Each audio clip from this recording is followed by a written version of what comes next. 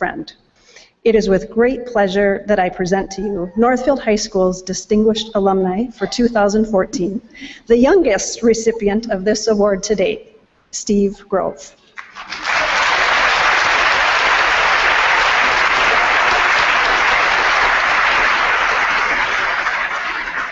Hey everyone, can you hear me okay? Yes. All right, that's great.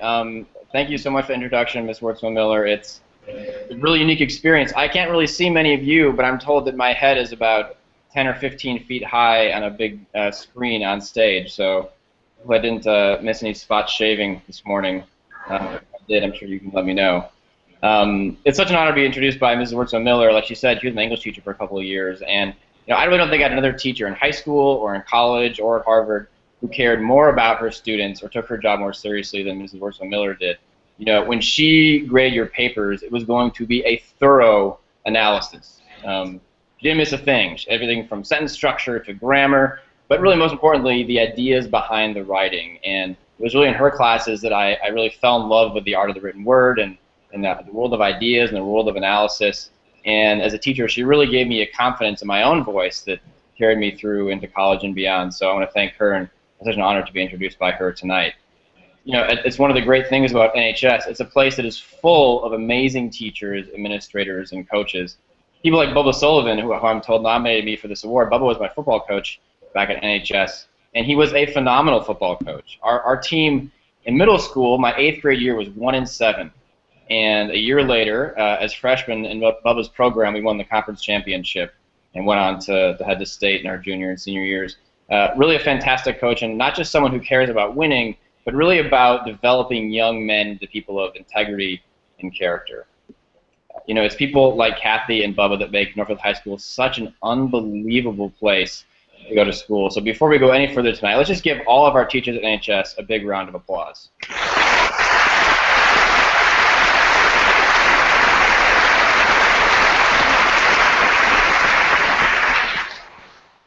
I'd also like to recognize my parents who are in the audience. They're along with my sister Kelly, I believe, and my Northfield grandmother Margaret Frederickson. Guys, can you wave?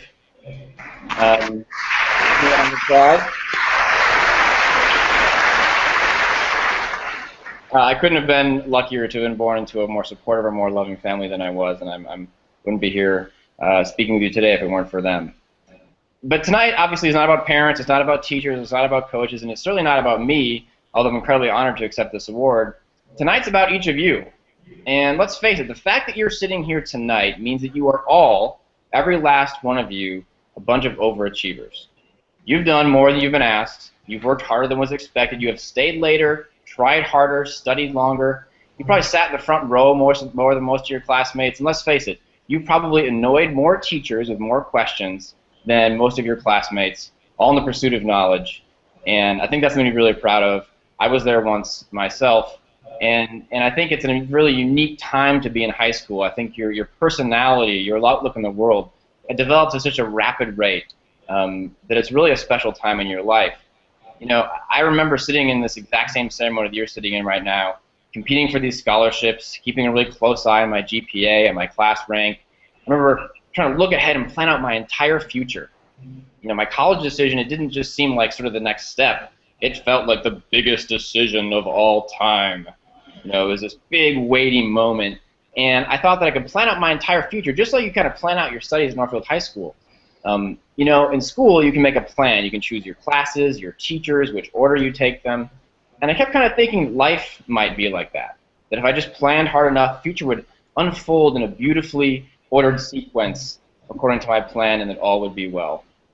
Well, I'm here to tell you today that life is actually not like that. It's far too fast-paced and far too fluid for you to set a plan. The opportunities you're going to encounter even a year or two down the road literally don't even exist today. So you couldn't plan for them even if you tried to plan for them. And if you're so focused on a plan, you wouldn't be able to see the opportunities that are actually right in front of you every day. I would trade a plan any day of the week for something far more important, something that I know has helped me more than anything else in the first 15 years or so of my career, and that's a purpose. Your purpose is unique to you. It's an idea or an instinct that's so exciting to you that you can't do anything but engage with it every day. A plan, it kind of looks like a checklist, but a purpose wakes you up in the middle of the night. A plan requires a schedule. It requires people and things to fit into that schedule in a certain way. A purpose requires passion and ideas. It involves working with other people towards challenges that couldn't possibly fit into a schedule. A plan's kind of like sheet music, and a purpose sounds a little bit more like jazz. So how do you move forward in a life focused on your purpose instead of just clinging to a plan? Well, my first piece of advice to you is to look right in front of you. When I graduated from college, I went abroad for a few years, and I taught English in Japan and then spent another year or so in Southeast Asia and in India. These are phenomenal adventures with very little planning at all, and they inspired me to come back to the U.S. and take the world by storm. I'd done a lot of writing in India. I came back to the U.S. full of a sense of purpose to tell stories to the world that needed to be told, stories that weren't being told by anyone else. That felt like my purpose.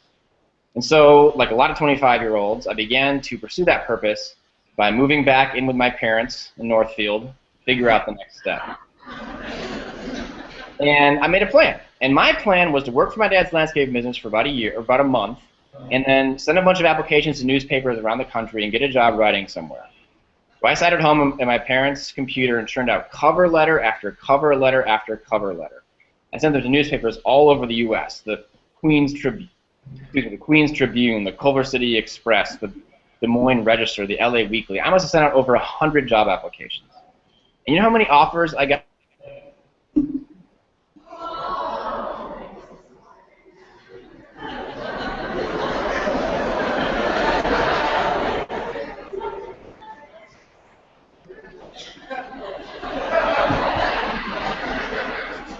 I was living with my parents. I didn't have a job, and no one would return my phone calls. I wanted so badly to get out of Northfield, but my plan was kind of going nowhere. So I did what any self-respecting townie would do, and I got a job at Blue Mondays. At Blue Mondays, I finally started talking with people in the community.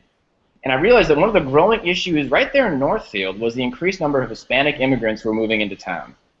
This is 10 or so years ago, and it was a really big issue that it seemed like no one was really talking about. How were these new immigrants integrating into Northfield? What kind of welcome were we giving or were we not giving? How was their immigrant experience different from, say, the Scandinavian immigration experience of decades earlier? And how are these changes affecting our housing market, our sports teams, our schools, our civic life, our identity as Northfieldians? I wanted to find out more, so I started hanging out in these Hispanic communities in town, and I eventually went down to the Northfield News and pitched them on the idea of a series of articles about Hispanic immigration in Northfield. They were kind enough to let me pick up the project, and so I wrote this 7-part series for the Northfield News about the issues facing Hispanic immigrants in Northfield. One of the people reading these articles was a man named Gordon Reno, and Gordon, he was a regular customer at Blue Mondays. He was a professor at St. Olaf. He used to come into the coffee shop, and we got to chatting. And he didn't really know me from anyone, but he was a writer occasionally at the Atlantic Monthly, and he knew about an internship there that he was willing to give me, or to write me a letter of introduction for. And so thanks to him, I actually got that internship, moved out to Boston after working there for a little while, got a job at the Boston Globe, and my career as a journalist was off. So none of this was according to plan, but I just found out that by holding on to my purpose and looking right in front of me, right there in Northfield, the next steps kind of revealed themselves to me without having to clench up and try so hard. The second piece of advice that I would give you as you kind of engage in your purpose is to look for disruption. We are in an age when so many industries are undergoing rapid disruption. From the way we work, to the way we regulate ourselves, to the way we govern ourselves, the way we heal ourselves, disruption is everywhere. And it's making our lives better than ever before as new ideas replace old ones. Look for that disruption and be a part of it as fast as you possibly can. I was a journalist for a while, and then after I went to the Kennedy School at Harvard, I started hearing about this new site called YouTube. And I pitched a project to my school where I would go around the world with some fellow classmates and shoot YouTube videos of Harvard graduates around the world doing amazing things. It was kind of like a chance to show off the school's influence around the world. For me and my friends who pitched the project, it was a chance to travel the world and shoot some videos. And we had a really good time doing it. While I was on the road, we started posting clips to YouTube, and we discovered really the immense power of this site. Regular, everyday people were sitting in front of their computers at home uploading videos. These videos were being seen by millions of people around the world. It was totally disrupting journalism as I knew it, totally disrupting the technology landscape, and totally disrupting politics. There was one race in Virginia between a man named George Allen and Jim Webb, where George Allen was captured on video camera making a racial slur at a campaign rally in rural Virginia. And that clip was uploaded to YouTube, went viral, started a national conversation about race in which George Allen was painted as someone who wasn't in touch with race relations. And he ended up losing the election by 0.3 percentage points. And that swung the entire Senate from the right to the left.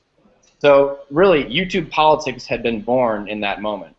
And I came back from that trip. I wrote a letter to info@youtube.com, just kind of threw a note out there saying, hey, are you guys thinking about politics? Are you thinking about the political impact of this site? And they were, but they didn't have anybody who was actually working on it. So they invited me to come out and be a part of the new team at YouTube. And I was able to go there and begin my career in technology by just kind of looking for those disruptive moments in the industry, those disruptive moments in politics where a lot of great change could happen.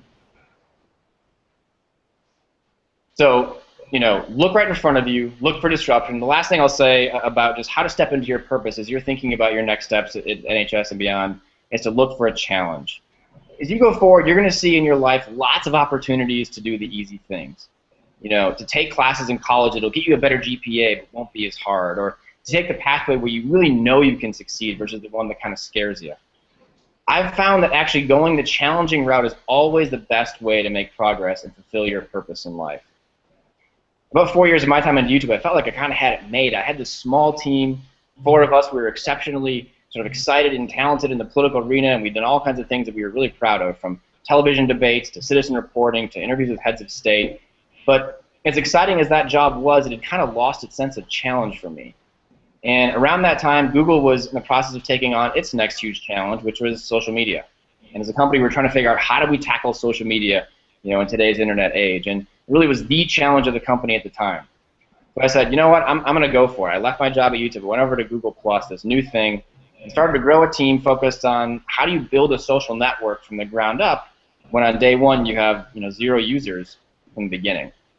And it was a big challenge, but one of the really exciting things was we had this multi-way video chat tool called Hangouts. It's the thing I'm speaking to you on right now. And we realized actually when you took Hangouts that were just meant for private conversations and broadcast them publicly, you suddenly had a whole new way of changing the public conversation, of allowing anybody to start their own conversation live, record it to the web, and really change the ways in which public dialogues took place. So we worked with the product team, we developed some features that made this a possibility, and we went on to do a lot of these public Google+ Hangouts with everyone from President Obama to the Dalai Lama to Bruno Mars to Taylor Swift. We've seen the technology used in mobile settings, for example, for doctors to be able to diagnose illnesses over video on a mobile phone when they can't get out to the area where the person is hurt. We've seen priests do weddings over Hangout between borders. We've seen diplomats and everyday people address conflicts and issues, and they can talk face-to-face over the internet using Hangout. So it's become this great technology that's helped us to grow Google+. And for me, it's given me a new challenge of an area to grow my own career that I don't think I would have known if I hadn't just kind of headed for the challenge and took what happened next. So look for those challenges. It's really easy in life to look for the things that you kind of think you're going to for sure be good at. But look for the things that are going to stretch you, and I think you'll really be able to fulfill your purpose to its fullest potential. So I'll leave you with that tonight. Don't stress out about your plan. Focus on your purpose. Look right in front of you. Look for disruption. Look for challenges, and I have no doubt that you will be headed for extraordinary futures. Thank you so much for honoring me tonight. I am incredibly humbled and honored. And you're all going to make Northfield extremely proud, and I can't wait to see what you do next. Thanks a lot.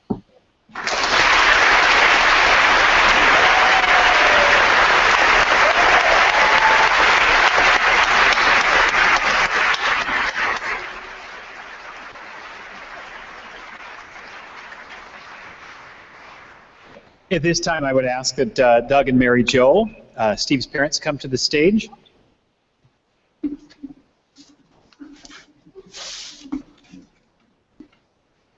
Hey, Mom and Dad, can you see me? It's hard not to see you, Steve.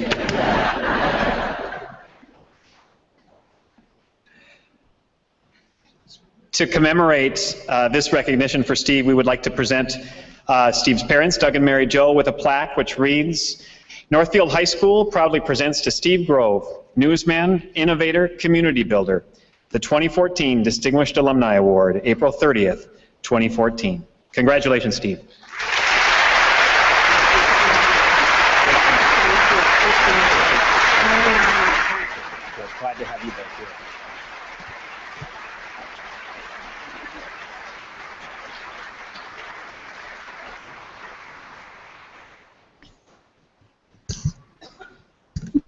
I think his finger was larger than I am.